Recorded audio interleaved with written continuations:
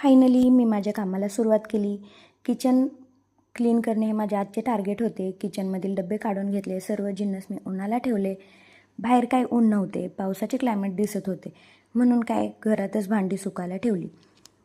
बाहेर कडक ऊन पडलेले बघून अचानक प्लॅन चेंज झाला. ड्रेसेस काढले, कम्फर्ट घेतले आणि इथे कपडे सुकायला घेतले. इथे मोठी कपडे धुवून झाली आणि तिकडे माझे ड्रेसेस टाकले होते. सर्व मोठी कपडे सुकायला टाकली.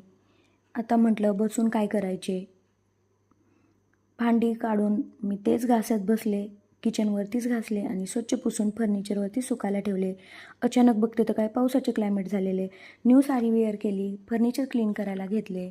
तेवढ्यात माझं विहान पिल्लू घरी आले. इकडे कपडे सुकत होती, भांडी सुकत होती. काकू घरी आल्या म्हणून आम्ही दोघींनी चहा केला. माझा मूड चहा पिऊन फ्रेश झाला. डब्यामध्ये सर्व जिन्नस भरले.